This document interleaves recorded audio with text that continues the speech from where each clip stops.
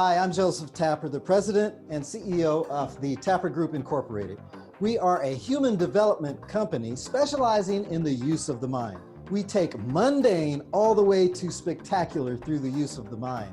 Our promise to you is, if you only get 1% benefit from our videos, that 1% growth in the use of your mind will far exceed your expectations.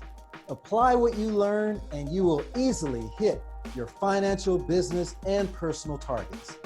But you must follow us so as to not miss one video which could hold the key to your success. So please subscribe, click that button provided. So we have to learn how to change the script, make a powerful script that the creative subconscious can act upon and change your life. This is done through using the right kind of words, power words, words that influence, persuade, and motivate your mind into action. We've got a whole list of these that we go over in our workshop, but basically these are words that you already associate with images and emotion. These words can stimulate our minds, words that can influence, persuade, and motivate our confidence, energy, and self-esteem. That's powerful. Words that can change our self-esteem, because you change your self-esteem, you change your life. On the other end of the spectrum are poison words. These are words you do not want to use. These are words that can poison our minds. Words that can discourage, defeat, deflate, and destroy our confidence, energy, and self-esteem. Our self-esteem is what we have to protect. That's what we're going to build, and we have to protect it, so we need to eliminate the poison words and poison phrases. Now let's recap. The subconscious mind is portrayed as a projector screen. It receives images projected onto it that come through from the conscious mind. Also, images come through from the universe. I didn't mention that before, but we are connected to the universe. There's an image that was placed on that screen of your subconscious mind long before you were even born. That image is, some people call it your destiny, your dream, your vision, whatever it is. It will become apparent at some point in your life, many times after you're 40 years old. Others realize it before. Whenever it comes, that's when you can grab a hold of that and start going with it. That's what the universe has for you to be successful in. If you want to be super successful, find out what is it the universe has for you and walk congruent with that. You have to walk in the same direction that the universe wants you to walk in. Have you ever seen people that they said they have the Midas touch? Everything they touch turns to gold, because you see them one success after another. It's not the Midas touch. Those people are walking congruent with the universe. The universe has a dream for you to fulfill, and only you can fulfill it. You don't have to rush. It's your dream, and it's for you to fulfill. The universe will do everything necessary to help you succeed at that dream. That's right. The universe wants you to be successful. Look at Alexander Bell. Alexander Bell was working on the telephone. He had an idea and he invented that device. He knew it should work, but for some reason, it wasn't working. He would send his associate Watson into the next room and he would test it. Watson, can you hear me? Can you hear me? Watson would come back in the room and he said, I couldn't hear you. It's not working. They kept going through that motion. The universe gave Alexander Bell that idea, and the universe wanted him to bring it to fruition because it would benefit all humanity. That's the way the universe works, is to benefit the masses. But Alexander Bell couldn't see what was the problem. So the universe stepped in, how the universe often does. Alexander Bell had an accident, knocked over a bottle of acid, and it got on his leg. He shouted, Watson, come in here. I've spilled acid on my leg and it's burning. Watson came running into that room and said, "I heard you, it worked." The only thing Alexander needed to do was increase the amplification.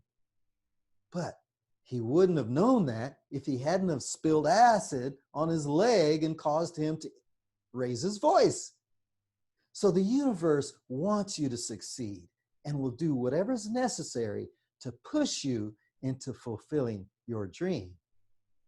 You just have to be sensitive. Find out what the universe wants you to do. A good way to tell is ask yourself, what would I do if I weren't getting paid to do it? What do I have a passion for? What do I enjoy doing so much that I would do it for free? That could be the dream that the universe has placed in your subconscious long before you were born. My wife said when she was 5 years old, she said she was going to be a doctor. 5 years old. It took her a long time. She had kids before she was married. She had to get a part-time job. She worked 2 jobs, going to school. All these things happened. Eventually, she became a doctor because that image drove her. That's right. The universe will use that image to drive you into your dream. Don't be discouraged. Just keep moving. The creative subconscious reads that script and creates the movie. So we have to use terminology that the creative subconscious can work with. If I tell the creative subconscious, I will be, that's future tense. The creative subconscious creates whatever image that's projected onto the screen of the subconscious. So if you create an image saying I will be in the future, you always will be. You'll be a procrastinator, and it's always going to be projected in the future. If you say I am going to be, that's also future tense. What if you create a goal that says you are a doctor? Well, that's talking about third person. Somebody over there. That's not me, that's somebody over there. That's what the creative subconscious sees, is a third person. So we have to speak the language that the creative subconscious can understand. I am. Whatever you put behind the phrase I am is super powerful. That's adding the power of the universe with your dream. Whatever your dream is, I am the greatest saxophonist in Virginia. I am 150 pounds. I am. Place I am in front of your dream, and you've just added the power of the atomic mind to your dream. If it's a degree that you are going to achieve, put that date. I am graduating June the 6th, whatever it is, and I'm graduating with my law degree. Don't stop there. I graduated in the top of my class. My GPA is, just write it all out, present tense, as if it has already happened. Because there is no distance or time to the mind. If you can convince your mind that you are a certain thing, then you are. If you walk like a duck, quack like a duck, you are a duck. Whatever dominant image you create, that is your reality. That is your script.